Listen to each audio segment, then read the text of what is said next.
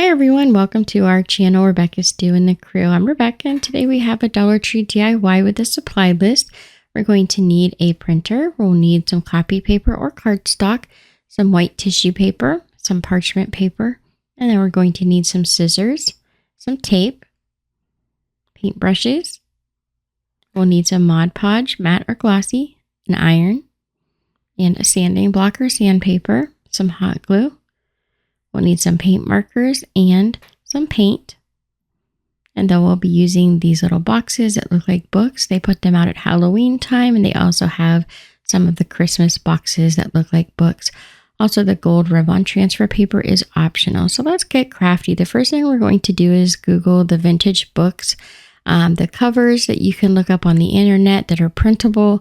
And you just take a screen grab and save those to your computer. So these are the sizes that I used. I did a Charlie Brown book. As you can see here, this is for the spine. And then for all three books, I used the same measurement, which was 5.5 by 9 inches for the front and the back. And the spine was 5.5 long and 1.3 inches wide. This is the second book I did, but I actually changed the background to pink. And then we did How the Grinch Stole Christmas as well, and I put this on the back. So feel free to screen grab these and save them to your computer. So how I print on tissue paper. My printer would not grab the paper with the tissue paper all the way down wrapped around the paper. So I had to come up with a different way to get this to print. So what I did is I took the tissue paper and I cut it a little bit short and then used the masking tape about 1 inch to 1.5 inches down at the bottom and taped the tissue paper there so that it wasn't so slippery and my printer could grab the paper. Then on the cardstock, I just flipped this over and I will fold the tissue paper around to the back and secure it really well with some masking tape. And I do this all the way around at the top, the sides, and the bottom. And then for the top portion, we'll actually try to fold it sort of like how you would fold the ends of a gift wrap box. So you're going to fold the corners in to make sort of like a triangle and then fold the top down and tape it down. Now, I'm not too worried about removing this once it's printed on. You can actually just remove the tape quite easily as long as you don't rip the picture on the front. It doesn't really matter how you get the tape and paper off of the back. So I'm using plenty of tape to make sure it's secured down. And because I'm using cardstock instead of printer paper, I was able to use this a few times over. And then I did switch out the piece of cardstock once to print all of the pieces for the 3 different books that we're going to do. But you can see I have it wrapped all around the top and the sides and then not at the bottom there. And you might have to help it into the printer a little bit just to make sure it feeds nice and smooth. And then it should print normally. So this is how I got mine to print. You might have to play with yours a little bit to figure it out, but this is how I got it to print on the tissue paper. So once it was printed, I did remove it off of the cardstock after I let it sit for a minute or two. And you want to make sure that you're not printing on the shiniest side of the tissue paper. There's 2 sides. If you look at it, you want the side that isn't as shiny. It just seems to print a little better. And then you don't have to worry too much about the ink smudging or coming off while it is drying. So once I print out all the book covers, I do set all the paper aside just to dry for a bit so I don't smudge the coloring. Then for these books that I had, or these little boxes that resemble books, these were completely glued shut, but they make really nice boxes that you could store things in, like TV remotes or things like that, and set them out for the holiday season. So I'm going to just cut the glue around the edges of the box, making sure I'm cutting the front, and then just removing that little bit of glue and opening it up so we can make it like one of those boxes that look like a book that you can hide things in. Remove a little bit of the glue from around the edges just to smooth it out. And then I take my sanding block and sand some of the rough edges to really smooth it out and make it look nice so it looks like one of those hideaway books instead of a book or a box that I had to pull open on the other side. And like I said, Dollar Tree does sell like these books. It's like a cardboard box that looks like a book that have different Christmas pictures on that you could also use to make this project if you can't find these books. So now we're going to do some coats of white paint, or you could remove the paper off of the box. It really doesn't matter. It's up to you. I chose to just paint over it. It did take a few coats of paint, but you do want a lighter background so it doesn't mess with the coloring through the tissue paper. So while the box is dry, I worked on some other items that I had to do. I came back and decided to go ahead and paint the inside of the boxes as well, just because that top portion where I cut the opening, it looked a little bit rough even after sanding, and I wanted to make it have a really nice finish. So I paint the whole inside of the box, let that dry, and once they're all dry, we can go ahead and apply our Mod Podge to the front of the book. You want to make sure that you have this going the right direction like you would the front of a book before you put your tissue paper on. So just double check that you have the opening going the right way and the position of the cover of the book going the right way as well. You just get one chance here, so you don't want to mess it up. So once we figure out we have it the right direction, we'll just put our tissue paper on the front of the box. Just line it up as best you can, and then taking your parchment paper and your iron, you're going to go over your tissue paper, and this is going to help smooth out any wrinkles in that tissue paper. And of course, you don't want huge wrinkles in it before you get started, but any little bubbles or small wrinkles that you have in your tissue paper, this is like a magic trick. It really just smooths out all of that paper. Super easy, super quick, and it just looks so professional when you're done. It looks like it's always been there, not like paper that you've added to a box. So here's what it looks like so far. And of course, we have the overhang of the tissue paper. And we're just going to go along the edges with a sanding block or some sandpaper. You could even use an emery board here, which is really nice because those give you a lot of control due to the size of the sanding section there. And you can just brush along the edges and go all the way around and remove the excess paper. So that's the cover of the book so far. And then we'll do the spine of the book. Now this one I printed a little bit too large. It's when I ended up changing the sizing. This one I had it 1.5 inches wide, and it was just a tad bit too wide. And I cut off some of the lettering on the bottom of the word Christmas, but you could still read it, so it wasn't too bad. But just be mindful, 1.5 inches on these books are just a little bit too big. So when you're resizing your picture that you're going to glue on, make sure you have the sizing right before you print it out. So of course we just use the Mod Podge to attach that to the side. And then again, we'll remove the excess paper using the sanding block. I was more worried about removing the excess paper from the front.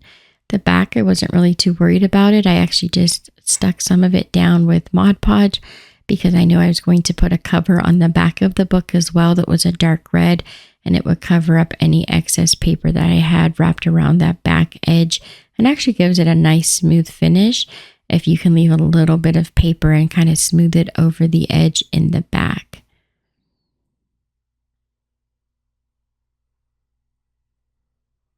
And this is a golden book, so we're actually going to add some gold trim around the book here to kind of make it look a little bit more authentic to the brand. So as you can see, I have the excess paper off of the front, and then I've got a little bit of extra paper on the back, but I just covered it with the back paper that I put on. And here's what the book looks like with the paint all dry and the cover put on. And now we'll take the paint marker from the Dollar Tree. I'm going to use gold, and I make these a little bit short so I can color in the edges with the paint marker to make it a different color and make it look a little bit more authentic, like a real book. So that's the spine of the book, and then we'll go along the edges using a ruler just to make a really small, thin gold line all the way around the book, trying to make it look more like one of those vintage golden rule books that they used to sell, or they still do sell, but they looked a little bit different, of course, years ago. Then taking some of that gold rub-on transfer paper. If you can't find it, that's okay. But if you can find it, I think this looks really pretty on that gold paint and really looks like a special edition of these Christmas books. I just love the way that the gold paper made this look. I really wasn't paying attention to the design as much as just getting that gold leaf on the edges there. And then for our Charlie Brown book, we did the same exact technique as far as painting the Mod Podge, adding all of the tissue paper, And then we're just adding the gold rub-on transfers to the edges. And for this one, I'm going to do a little bit more of the gold because I really wanted it to show up on this blue background. So we made 3 books total. And the third book was the Dr. Seuss book, The Grinch That Stole Christmas. And there's so many versions of the vintage book covers on the internet. There are so many that you can choose from. And if you just look up or Google vintage book jackets, that will also help you find the front and the back of the book to print out so that you can get a more authentic look all the way around. My daughter came over to visit. She literally thought these were real books that I had bought. When I showed her, they were just boxes to store things in. She was just flabbergasted. They look really cute. I love how these turned out.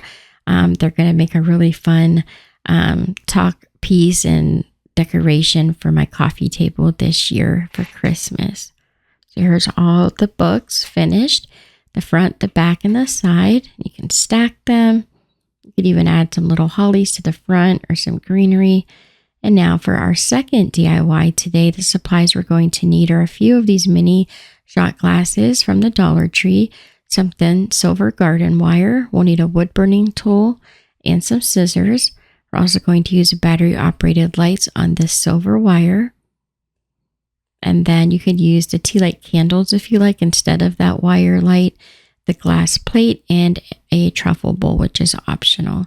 So let's get crafty. So first we're going to take these Dollar Tree clear shot glasses and our wood burning tool, and we're going to heat this up and just poke little holes in the top.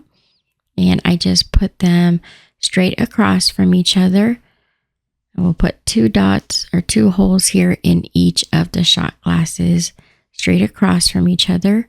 I tried to make sure they were in the same spot for each glass. And I have these shot glasses separated into piles. So we're going to do a few different layers, and each one is an odd number. So the first row we have 1, the second row we have 3, then we have 5, 7, 9, 11. So you just want to add a few so that you have an odd number for each of the layers. Then we just fish the silver wire through the cup. And once we have the wire fished through, you're just going to pull the cups tight so that all the tops are touching and they form kind of like a flower shape, and then twist the wire so it's tight. And then we'll move on to the second row. And again, we're just fishing this metal wire through the cups. And then you pull the wire tight and just arrange the cups as best you can into a circular shape. And then twist the wire to tighten it. And it is still a little bit loose at the bottom, but we'll fix that in a few minutes once we get all of the different layers tied together with the wire.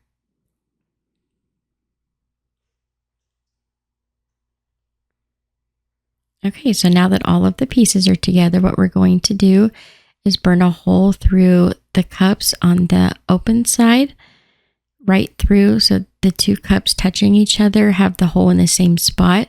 Take a small wire and you're going to fish that through the hole and then twist and tie those cups together so they don't wiggle back and forth. So if you can see here, I've got the little wire ties between each of the cups just by burning a small, tiny hole just big enough for the wire to go through. Now I have a long wire on each side of each layer. So you could see here I've got 2 wires on each side. So I put 1 wire in the center and 1 wire on the outside of the ring. Now I'm going to stack the next row, and then you're going to take the center wire and pull that up through the middle, and then take the wire that's out on the edge and pull those together and then twist tight so that you hold the layers together and start creating rows. And you'll do this for each row. So each row that you add, you want to make sure that you have wires on each side, just like the first 2 layers had, so that you could put 2 wires in the center and 2 wires on the outside edge so that you can pull up and twist the wire around the next layer so that you can create the stacking of the cups. And you'll just keep working up until you have the smallest number, which is 1 at the top. And you can go ahead and bend your wires down and into the cups to make sure there's no sharp pieces sticking out. And so we've created this Christmas tree. It's held together really well by the wires.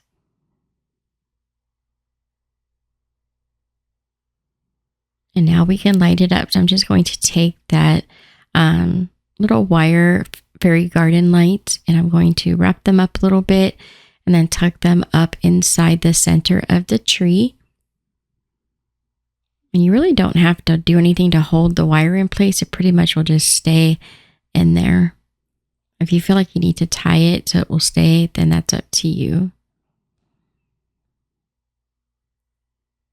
And then we just leave the battery door hanging out of the back. I take one of those glass plates from Dollar Tree over in the kitchen section and use that as the base, and then turn the lights on.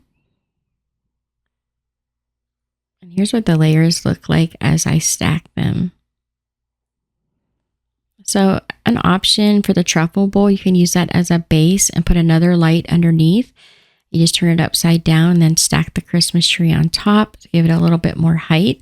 Then you have this faux glass Christmas trees. You can make a couple different ones, different heights, and decorate with some of these really cute glass gems and some more of the twinkle lights. And that's all for today's video. Thank you guys so much for watching. Don't forget to subscribe, like, and share. And here are some other videos from our channel you might also enjoy. Have a great weekend, and I'll see you next time.